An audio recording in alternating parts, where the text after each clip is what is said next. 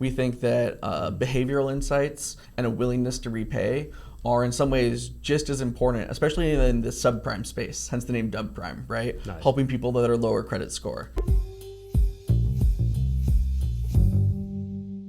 Hey everybody, thank you for joining us and welcome to the Founders in LA podcast.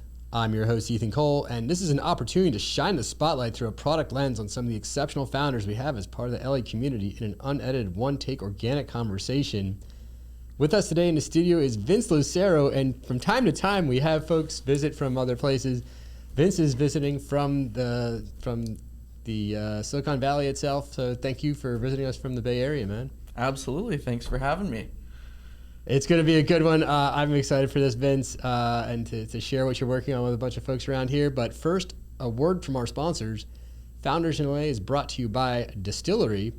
Hey, Founders in LA listeners. Distillery, which is headquartered right here in Los Angeles, specializes in software development and staff augmentation and has supported LA startup community since 2012. Trusted by local favorites like Thrive Market, Tala, and TrueCar, Distillery connects you with skilled developers who seamlessly integrate into your team to help you move projects forward or create teams to build products with you. Whether short-term or long-term support that's needed, Distillery offers flexible solutions tailored to fit your specific needs. Visit www.distillery.com to learn more about how Distillery can help support your growth. That's www.distillery.com. We're also brought to you by United Club. United Club is a co-working space that sets itself apart. With locations in El Segundo, Manhattan Beach, and Hermosa, United is where creativity flourishes. Unlike traditional offices, they provide an inspiring environment where ideas can thrive and businesses can grow. With United, there's no hidden fees, flexible terms, options for dedicated offices, and unlimited access to conference rooms, a photo studio, this podcast studio, plus standard 3D printers and 24/7 access to any of their locations. They're local champions who help support neighborhood businesses, open their event spaces to nonprofits, and celebrate art, music, and culture. Join United Club and experience co-working like never before. Learn more at www.united.club. That's www.unita.club. Our guest today is Vince Lucero. So excited to have you here, Vince. He is the founder and CEO of DubPrime. And can you just give us a 30-second description of DubPrime? Yeah, absolutely. So DubPrime is a Techstars fintech. What we do is we help lenders better assess the creditworthiness of gig workers, for example, Uber drivers.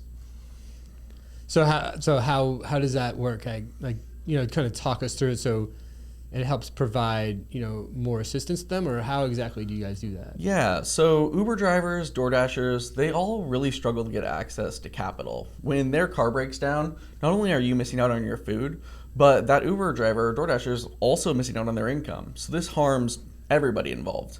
Now, when that Uber driver goes to the bank, they often get denied, whether it's because they have a thin or no credit file or their income looks a little bit different, right? We think that, how your income looks, even if it's non-traditional, shouldn't really impact your ability to access credit if you're trying to work hard and boost yourself up economically. It's been a passion project for me, and it gives us the opportunity to help lenders use AI to be able to better assess creditworthiness. Interesting. So in this kind of world, this market has really developed in, I would probably say, the last 10 years for certain, this gig economy where it's become a viable option to have more flexibility with what you do in a 9-to-5. Like for 100 years, you did a 9-to-5 job, you would like literally clock in and clock out. I imagine from a lender perspective, that was basically what they knew, based on what they learned off of, what they were built off of, and also like, oh, okay, I know that every week they're going to make this much money. Every paycheck will have this much money. This person is, in my world, trusted and safe because of this thing, the way they do this. And then in this gig economy where the flexibility was provided to the employee, that all of a sudden, hey, it's not 9-to-5. I can do this on my own time. And for many people who are pursuing, talk about LA, a lot of people who are just pursuing a lifestyle that's not, 9-to-5, or, trying to be an actor or actress or something that's, the 9-to-5 prevents you from actually fulfilling your dream. This has been like a viable way to live their life. But to your point, on the flip side, for the lenders, this wasn't what their institution was created to handle, and it sounds like many of them have been slow to identify this gap, to help fulfill this need for these people doing life a little differently than a 9 to 5, punch in, punch out. Yeah, that's exactly it. A lot of the technology that the banks use was built from a time when the app stores didn't exist. I'm fortunate and that I was actually the program manager for the Google Play Store, so the app store on the Android devices. And I saw the booming of this whole new economy kind of growing up. And after leaving there, I ended up at Credit Karma and realized that, wow, a lot of people that lack access to credit are actually those who participate in this new economy. And we need to really help lenders understand how to better assess those individuals who choose to have a more flexible lifestyle, right? Whether it be because, they have to go pick up the kids, or they want to basically, work 2 jobs. Obviously, freelancing, big here in LA. Right. Wow. And so did you, like you mentioned there's kind of a personal draw to it. Like, did you think you'd always be a founder? How did this project find you? Like, how did you decide, like, hey, I'm going to, quit my corporate job and dedicate my life to this project? Or I'm just going to dedicate, like, why this specific project? Yeah. So for me, it's a passion project. Frankly, I've actually been working on this problem since I left Credit Karma in 2017 in various capacities. For me, I grew up in Seattle area, and my parents were Latino grocery store workers. And for me, I really wanted to pay it forward because I was lucky enough to be the first person in my family to go to college, so I was a first-gen college student, and opportunity to work at Google, as I'd mentioned. And I really kind of economically made it as a mobility outlier. There's a bunch of research kind of showing that a lot of people in today's economy aren't doing as well as their parents are on a kind of age or inflation adjusted basis. And I think a lot of us feel that, right? And for me, I want to kind of take the success that I've had and pay it forward by getting people access to credit. One of my mentors is actually down here in the Bay Area. One of the founders over at Upstart, who's also a personal lender, and they were one of the first people to apply AI to underwriting, or rather loan decisioning, deciding who gets a loan.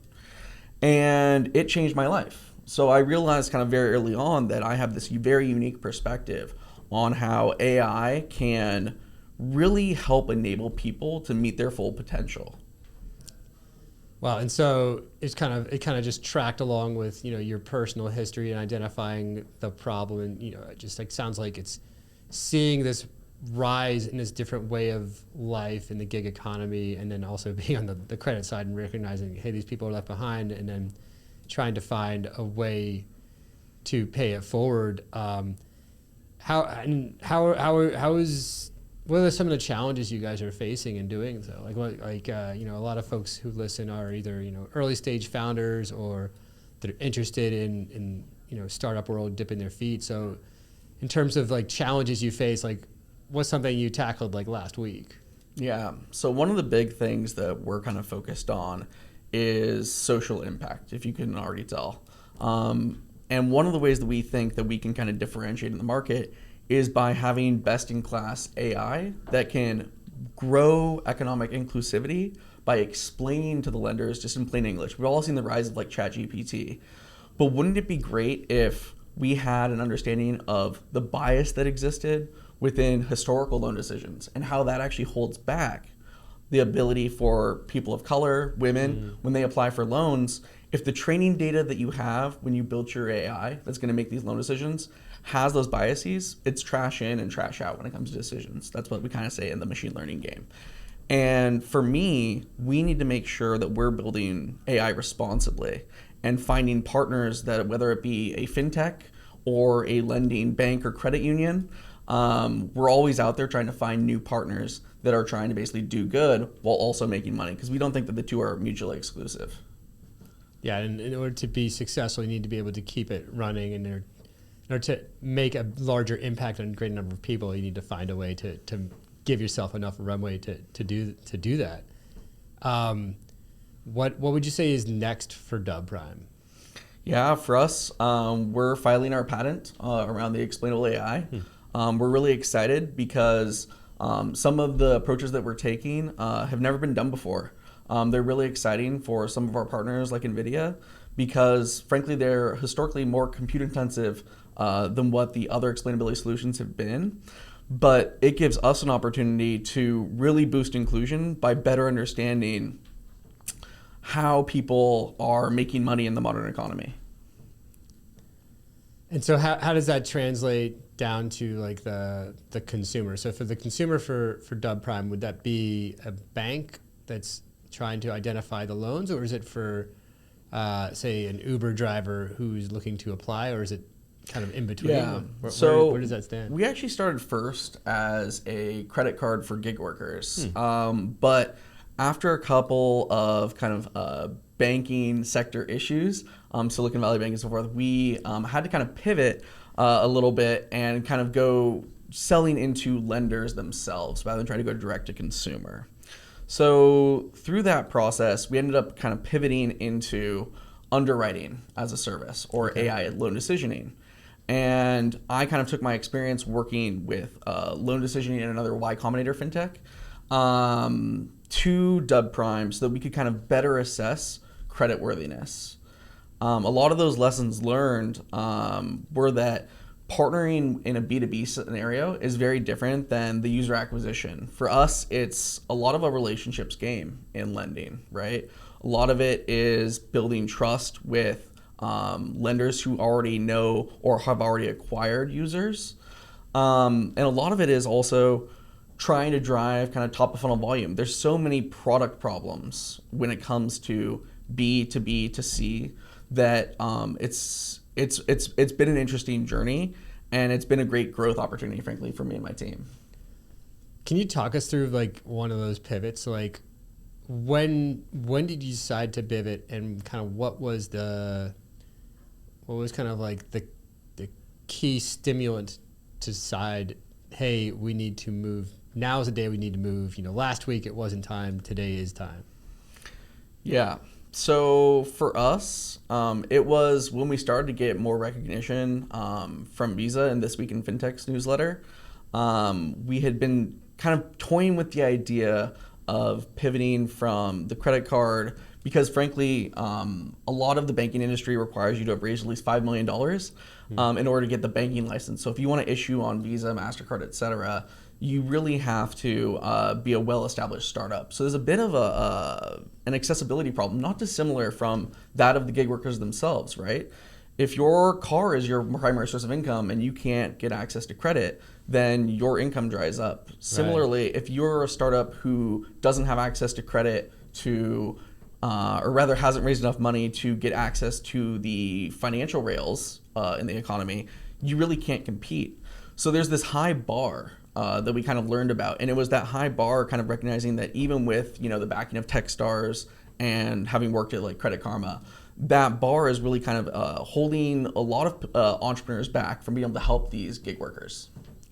And so that lift you saw from Visa is like, okay, was it like literally like an email you saw? Was it like a newsletter thing that you saw? It was like, it's not even a light bulb epiphany because you probably were thinking about it for a while, but like, hey, what was the last straw? Like, okay, this is clear. This is our direction now. Yeah, it's when they were kind of talking about us coming out of FinTech Meetup actually in Vegas this past year. And they were talking about how our approach to explainable AI was really differentiated. We tried to take the perspective that people are more than just their financial data. We think that behavioral insights and a willingness to repay are in some ways just as important, especially in the subprime space, hence the name DubPrime, right? Nice. Helping people that are lower credit score. So that was where we were like, okay, we need to like double down on our explainability in AI. And coming from Google, I had a good insight into how machine learning, or what we call AI today, works. So I figured, why not take a shot at it? Let's actually figure out, if we're going to let AI make more and more decisions in our economy, how do we make sure that we can create safeguards and remove bias from the AI so that we can all basically move up?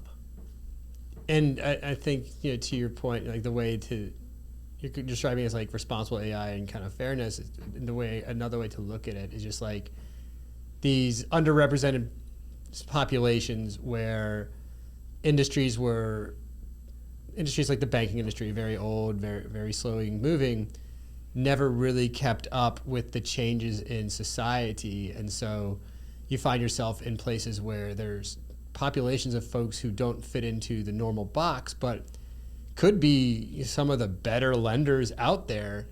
They just don't have the opportunity to do it. So, like, folks that you might not think, from their perspective, oh, they don't have a 9 to 5. I can't see their pay stub every week. But at the same time, those same types of people from maybe some underrepresented communities are actually really good at paying things back, and it's very important to them to do that. Yeah. They just don't have the opportunity to do that due to some of the old institutional ways of being. And so your ability to inject, this brand new group, this brand new opportunity to this group, and then also the brand new revenue streams to these companies who have been maybe overlooking them in the past, sounds pretty lucrative. Yeah, exactly. Like I think about, frankly, the story of like my mom, didn't make a ton of money, but was very, very proactive about saving. She would still, for a long time, would balance her checkbook manually to make sure that she had enough money. Now we have more modern solutions. But it really showed me that somebody that is kind of fiscally responsible, that just in general wants to do better, can, even if they don't have a ton of income. So for me, I know that, people that are working jobs that don't have consistent income, that are more, tip-based, for example, bartenders or DoorDashers, right? They actually manage their money in some ways better than people that are salaried because they don't have that same level of predictability. They're living paycheck to paycheck, right? So for me, finding a way to get them access to credit was really the goal. That's awesome, and it's amazing work you're doing, and looking forward to hearing more about DubPrime as you continue to progress. I guess, putting this couching this back in LA, it sounds like there are folks in the LA area that can definitely benefit from DubPrime. What's your most LA moment? It could be tech related or not. And I know it's a little more difficult for folks who are visiting town, but honestly, the street tacos here are delicious. Coming from Seattle, we just don't have anything to compete with what's down here. So I love coming down whenever I can. That's awesome. Yeah, I mean, LA, there's nothing like going to parties here, and I'd say 2 out of 3 parties here are typically catered by a taco truck, a taco guy, your taco guy of choice. That's awesome. And then in terms of DubPrime, like, how can people find it? And, is there anything any way this people in the community can help? Yeah, so we would love to chat with anybody that's looking to do social impact investing, whether into DubPrime. We're currently doing our pre-seed fundraise. We're looking for $1 million, and we already have 200K committed. We are excited that we'll actually be back down in LA for investment week in a month or 2. So anybody that wants to do good while still making money, or that knows anybody that's a gig worker, please reach out, Vincent@dubprime.com. We'd love to help get them access to capital so they can continue growing. Awesome. Well, hey, thanks again for coming down, Vince. Appreciate you sharing your story with everyone here, and congrats on DubPrime on the Techstars, and really appreciate to hearing about the progress, and hopefully we'll have you on in a couple months and hear more progress. Sounds great. Thank you, Ethan. Awesome, man. Well, I'd like to thank our sponsors again. That's Distillery and Unita. I'd like to thank you all for listening to us. And if you like what you hear, please smash that subscribe button. Visit our sponsors, distillery.com and unita.club. Thanks again for joining us, and we'll catch you next time on Founders in LA.